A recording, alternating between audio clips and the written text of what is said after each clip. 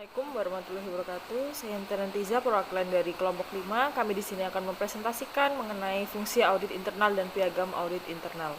Adapun anggota kelompok dari anggota kelompok 5, yakni ada Ntiza dengan NIM 1903101005, Novia Safitri NPM 013, Devanda Putri NPM 017, Pandan Arifatul Sukma NPM 22, dan juga Nika Noviasari dengan NPM 42.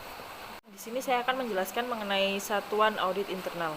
Satuan Kerja Audit Internal atau SKAI perlu dikelola secara profesional agar dalam pelaksanaannya dapat berjalan sesuai dengan tugas pokok dan juga fungsi sebagaimana yang digariskan oleh Standar Profesi Audit Internal atau SPAT. SKAI dituntut untuk memperjelas posisinya dalam struktur organisasi di perusahaan agar dapat menjalankan fungsinya dengan efektif dan efisien. Untuk itu, peran dan fungsi SKAI harus didokumentasikan dalam sebuah piagam audit bersama dengan Dewan Komisaris. Dalam hal ini dapat diwakili oleh Komite Audit dan Dewan Direksi Perusahaan. Adapun fungsi SKAI adalah menjalankan fungsi audit internal yang efektif dan efisien. Dalam menjalankan fungsi audit internal, terdapat beberapa pihak yang harus didefinisikan dengan jelas tugas masing-masing level dalam SKAI. Pihak-pihak yang dapat didefinisikan dalam struktur organisasi SKAI adalah Kepala SKAI, Manajer Audit Internal, dan juga Staf Auditor. Kemudian kita masuk ke struktur organisasi dari audit internal. Agar berjalan dengan efektif dan efisien, maka SKAI dapat mendesain struktur organisasi sesuai dengan kebutuhan di organisasi dalam model piagam aktivitas audit internal yang diterbitkan oleh IIA. Disebutkan bahwa lingkup audit internal tidak terbatas dan hanya pada pemeriksaan, evaluasi kecukupan, efektivitas, tata kelola organisasi, manajemen risiko, dan juga pengendalian internal. Dengan demikian, SKAI dapat berperan sebagai partner strategis bagi tone of the top organisasi. Berikut ini ada dua contoh struktur organisasi SKAI. Baik, saya Devanda Putri, NIM 1903101017, akan melanjutkan materi selanjutnya mengenai klasifikasi pekerjaan dan gambaran pekerjaan. Yang pertama ada Kepala SKAI. Kepala SKAI adalah seseorang yang ditunjuk untuk mengelola fungsi audit internal dengan kemampuan dan kualifikasi tertentu. Nah, berikut ini adalah beberapa kemampuan yang harus dimiliki oleh kepala kantor. Di antaranya yang pertama, memiliki kemampuan manajerial yang baik sehingga mampu membangun fungsi audit internal yang efektif, mudah dipahami dan diterima oleh staf auditor dan penerima jasa audit internal.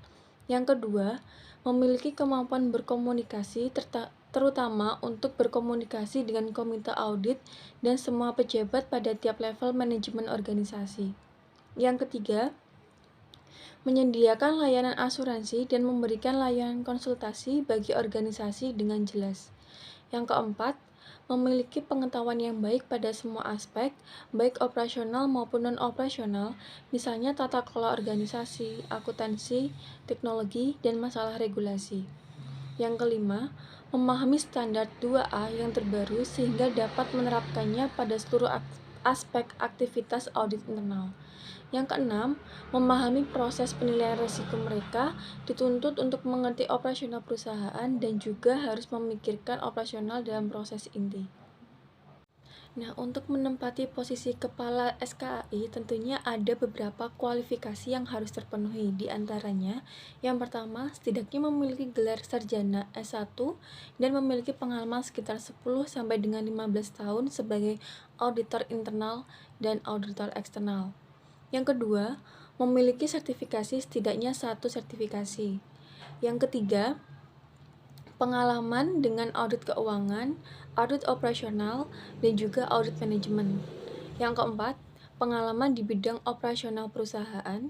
Yang kelima, memiliki pengetahuan tentang sistem informasi. Yang keenam, memiliki keterampilan bahasa asing yang baik terutama dalam bahasa Inggris. Selanjutnya ada manajer audit internal. Fungsi audit internal yang memiliki cakupan strategis dan luas menyebabkan SKAI memerlukan peran sebagai supervisor atau manajer. Nah, hal ini biasanya tergantung pada ukuran organisasi secara keseluruhan. Dengan memiliki manajer, fungsi audit internal diharapkan bisa menjadi lebih efektif, terutama dalam bidang tahapan perencanaan, pemantauan, dan juga pengawasan staf auditor pada saat penugasan di lapangan.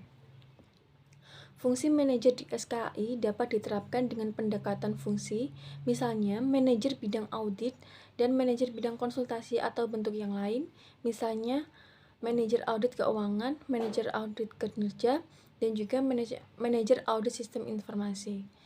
Nah, di sini ada beberapa tugas manajer di SKAI, salah satunya di antaranya yaitu bersama kepala SKAI menyusun rencana kerja tahunan. Yang kedua, melakukan supervisi atau monitor kualitas pekerjaan yang dilakukan oleh tim audit internal. Yang ketiga, membantu kepala dalam mengelola sumber daya SKAI secara efektif dan efisien.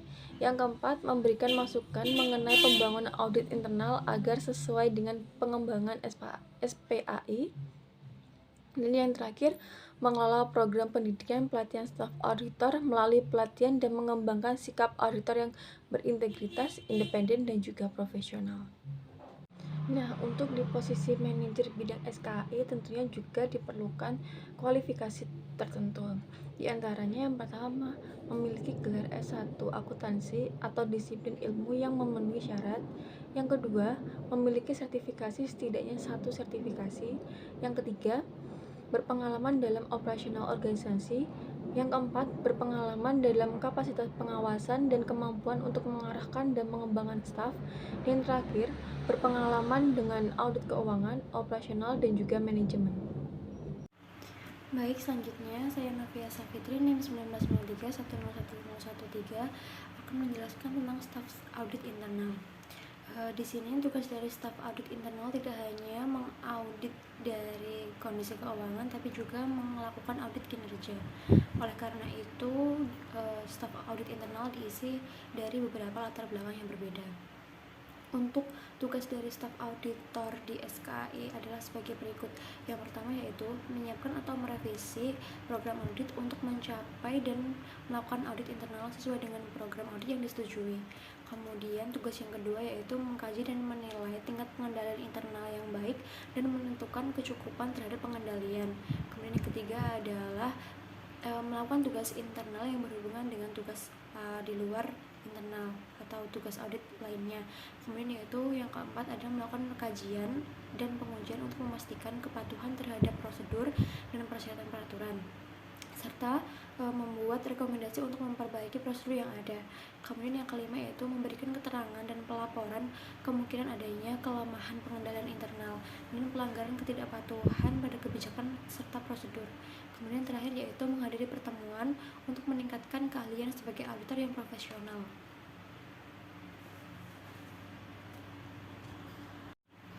Kemudian yaitu tentang piagam audit internal. Piagam audit internal adalah dokumen formal yang disetujui oleh komite audit untuk menggambarkan misi, independensi, objektivitas, ruang lingkup tanggung jawab, wewenang, akuntabilitas, dan standar fungsi audit internal organisasi. Dalam pelaksanaannya, Kepala SKAI harus menetapkan kebijakan dan manual audit untuk memandu aktivitas audit internal, di mana setiap fungsi audit internal harus mengembangkan seperangkat kebijakan dan prosedur yang mengatur fungsinya sebagai pedoman untuk staf audit secara keseluruhan dengan berbagai latar belakang untuk para pengguna jasa audit. Di sini piagam audit internal berisi yang pertama ada penjelasan posisi departemen dalam organisasi, kemudian yang kedua ada pemberian akses terhadap catatan, lokasi dan personel, yang terakhir yaitu berisi penjelasan cakupan aktivitas internal. Assalamualaikum warahmatullahi wabarakatuh. Perkenalkan, saya Nika Novia Saruni 42. Di sini saya akan menjelaskan mengenai model piagam audit internal. Yang pertama, pendahuluan. Audit internal adalah kegiatan asuransi dan konsultasi yang dilakukan secara independen dan objektif yang dirancang untuk memberikan nilai tambah organisasi dan meningkatkan kegiatan operasi organisasi. Yang kedua, peran. Aktivitas audit internal dibentuk oleh Dewan Direksi, Komite Audit, atau tingkat tertinggi badan yang disebut Dewan. Tanggung jawab aktivitas audit internal didefinisikan oleh Dewan sebagai bagian dari peran pengawasan. Yang ketiga, profesionalisme. Kegiatan audit internal akan mengatur diri dengan kepatuhan terhadap IIA termasuk definisi audit internal, kode etik, dan standar internasional untuk praktik profesional audit internal. Bimbingan ini merupakan prinsip-prinsip persyaratan mendasar untuk praktik profesional audit internal dan untuk mengevaluasi efektivitas kinerja aktivitas audit internal. Yang keempat ada kewenangan. Kegiatan audit internal dengan akuntabilitas yang ketat untuk menjaga kerahasiaan serta menjaga catatan dan informasi juga memiliki wewenang akses penuh, bebas, dan tidak terbatas terhadap setiap dan semua organisasi, catatan sifat fisik dan personal yang berkaitan dengan melaksanakan keterlibatan apapun. Yang keempat ada organisasi. Kepala audit internal akan melaporkan secara fungsional kepada dewan dan secara administratif kepada direksi perusahaan.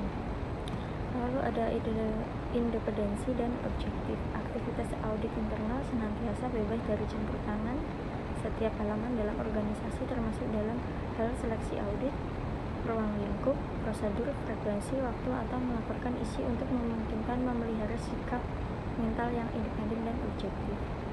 Auditor internal akan menjunjung sikap objektif pada level tertinggi yang profesional dalam mengumpulkan, mengevaluasi, dan mengomunikasikan informasi tentang kegiatan atau proses yang diperiksa.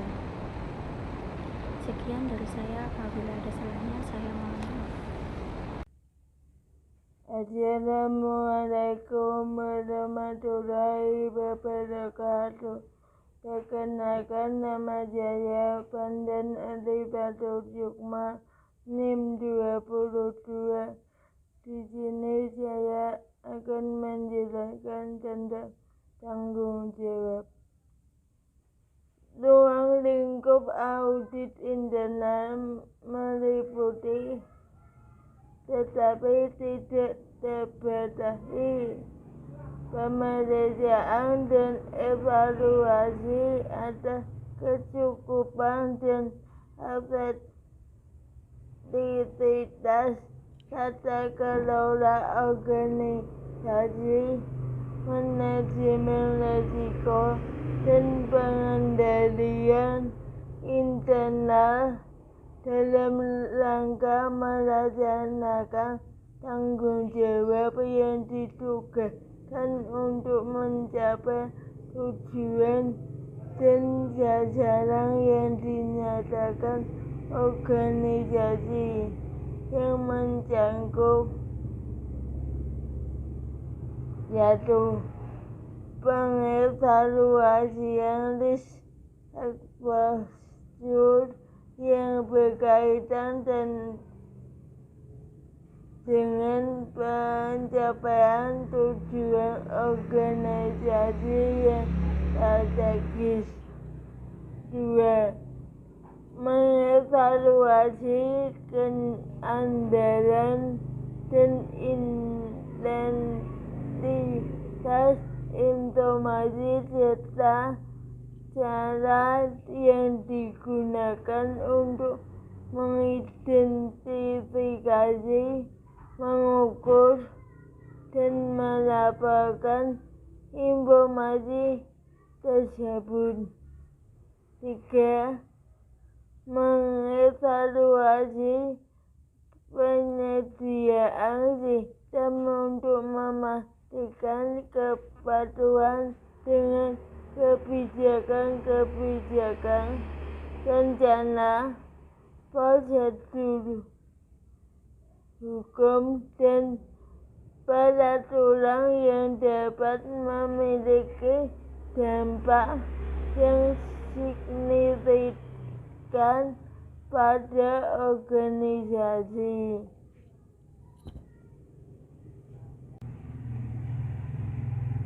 Selanjutnya, rencana audit internal.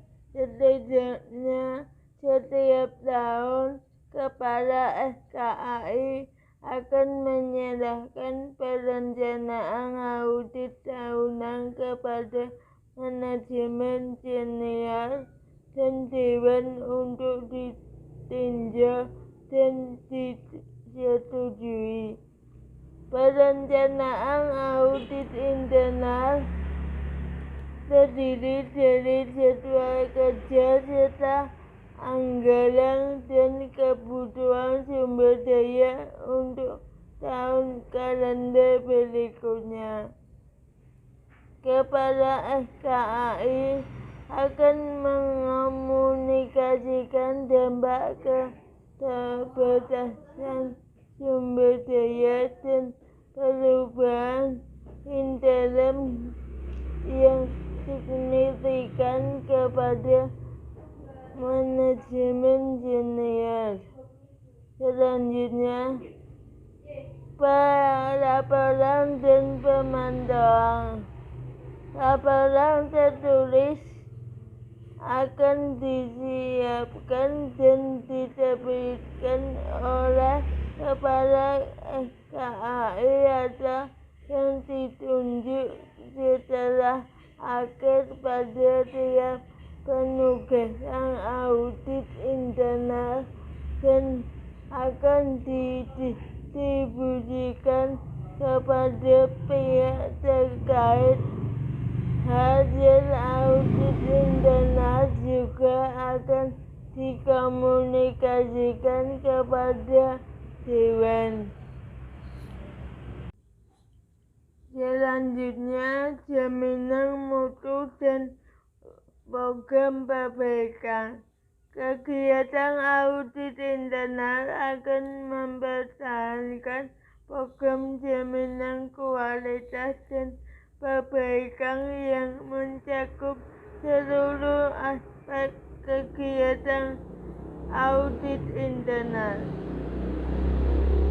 Program ini akan mencakup evaluasi kesesuaian aktivitas audit internal dengan definisi audit internal, standar, dan evaluasi apakah auditor internal menerapkan kode etik.